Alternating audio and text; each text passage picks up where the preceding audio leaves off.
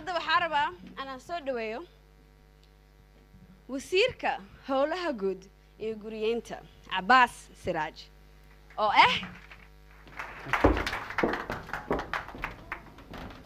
السلام عليكم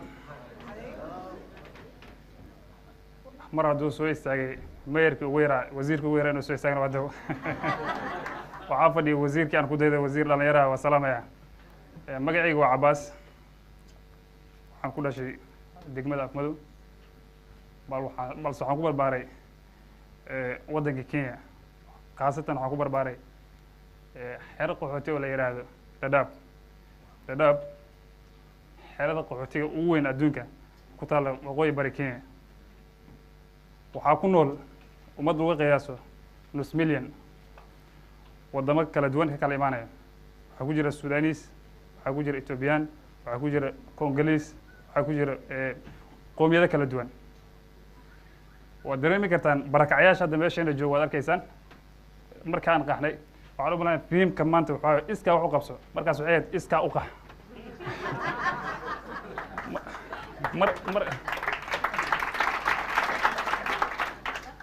markaa qaxnay nolosha ma sahlaneen guri ma leh biyo ma leh iskuul ma leh xarun caafimaad ma leh kadib tartiib nolosha way isku soo noqotay iskuulaadkii iyo xarumaha caafimaadka oo kooban iyo waxbaa laga helay waxaan ku qaatay waxbarashadii dugsi hoose dhexe iyo dugsi sare intaba Dadaab intaas iskuulka dhiganayso macnaha waxay ku saalantahay inaan afka shaga iraado iskuulkan dhiganayna laakiin wuxuu ardayga u baahan yahay inaan laga wada in la macquul ah buugaagta u baahan tahay qalimaanta u baahan tahay iskuul uniform u baahan tahay nal ma jirin faynuusa wax lagu akhrisanaya waxaa intaas sii dheer tirada loo heli kara ardayda gudbi karta dugsi sare u gudbi karta waa koobneed wax tusaale sanadka aniga aan ka baxay 600 arday ayaan u fariisanay 120 ayaa loo helay waxbarashada dugsi sare ah intaas nasiib u yeeshay dugsigii sarena meesha ku qaatay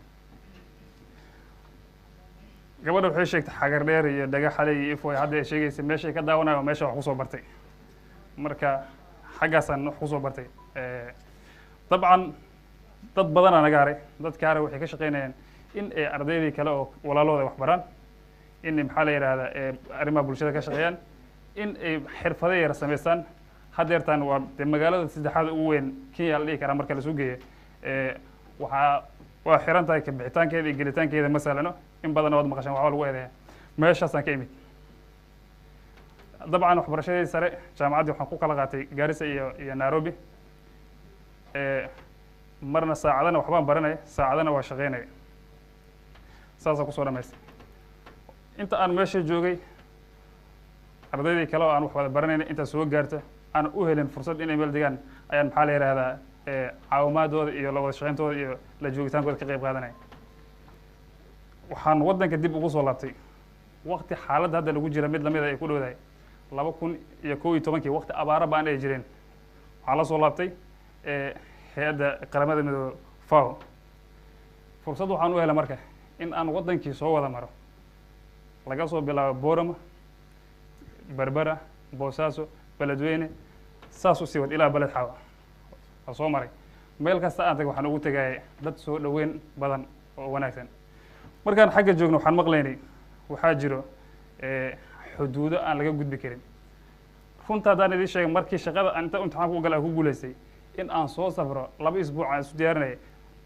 inta kiilo iga go'da ma dareemi kartid aan ka cabsanay meesha u noqonay hadana go'aan waxaan qaatay in aan hore u sii socdaa oo aan gala markaan soo galay dalaad aqoonin laakiin waxa adduunyada ay ka ogtahay wax ka duwan ayaan ugu nimid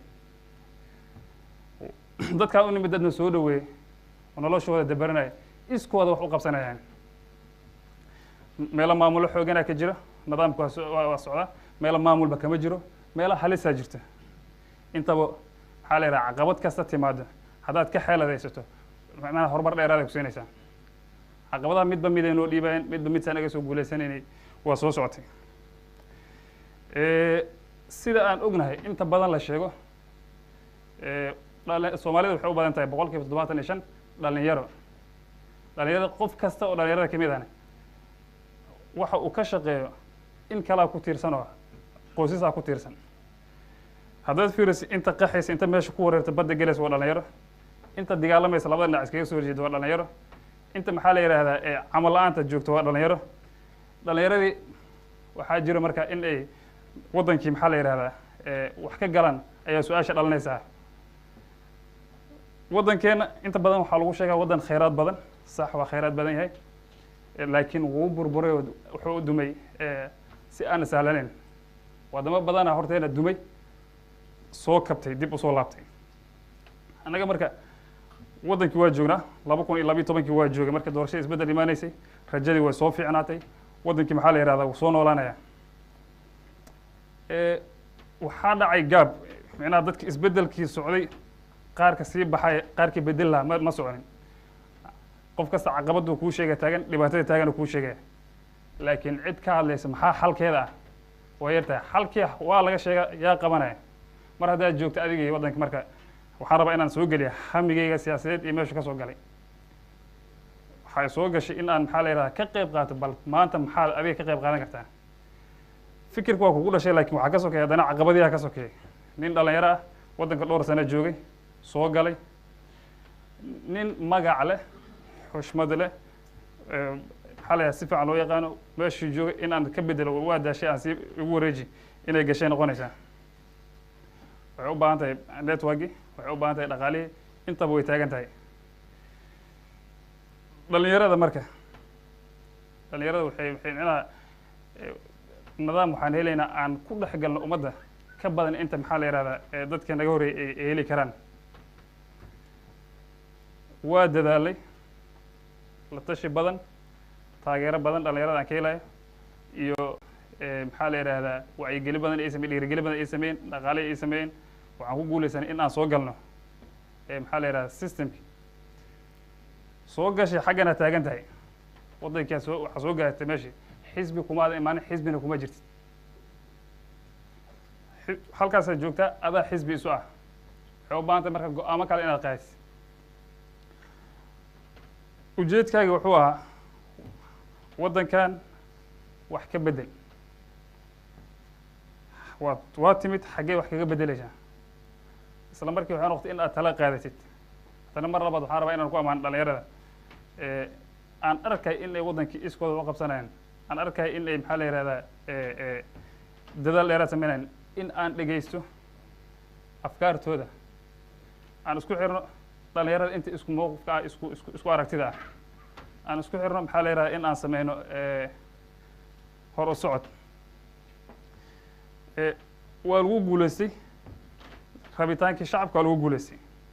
haddana waxay noo sii dhibtay maxaa la yidhahdaa muujad kale. isbeddelkii waa yimid, waddankii maxaa la yidhahdaa isbeddela ka dhacay. haddana rabitaanka dhalinyarada iyo dadaalka iyo maxaa la yidhahdaa waayo aragnimada ay nagu wareejinayaan dadkii odayaasha aan la shaqeynay. waxaan ku guulaysanay inaan soo galno maxaa la yidhahdaa xukuumaddii hadda taagneed, halkan aan soo gaarnay. waagii gobonnimadooyinka loo dagaalamayay, 13 dhalinyaro ah ayaa isu timid, inta meel fadhiisteen ay fikirkoodii baahiyeen, ay cadow kaga xureen waddanka. hadda annaga waa ka badannahay. waxaan haysanaa maxaa la yidhahdaa cilmi ka badan inta ayaga haysteen. waxaan haysanaa maxaa la yidhahdaa dhaqaale ka badan intay haysteen. waxaan haysanaa ta'siilaad kale ka badan intay haysteen. intay soo gaarsiinana laga rabaa marka inaan gaarsiino. mar haddaan soo gala gudihii oo dhalinyaradii aan toos u leeli karo, waxaa fadhiya wasiirada hadda saaxiibadii halkan fadhiya oo aan maalin kasta ka faa'iida cilmi dheeraad iyo waayo aragnimo iyo wax ii soo gudbiyaan. energy-gu waa loo baahan yahay marka inuu soo galo, meesha sii galo. dhalinyara iga horreysa halkan soo istaagtay, nin baa kaalin u qaatay. qoliyo caawi walaal oo gargaarka aad iga shaqeynay, iskooda wax qabsan waxay qabanayn. niman waxaa jooga oo la yidhaahdo tim weyne, nin la yihahdo meelahan ku jiraan umalin uga shaqeynaya. wax rinjiyo, jidkii rinjiga ku wadaan waxbay ka shaqeynayaan. nin ba waxbuu ka qabanaya. marka su-aasha noo taalla waxay tahay, waddankii oo burburay ayaa hadda qoortana loo saaray. sideen u gaarsiin karaa, mise aan u gaarsiin karaa inta iskugu tagno midda kale. waxaan rabaa marka su-aashaas inaan adinkiina dhaafo, waqti iga dhacaya.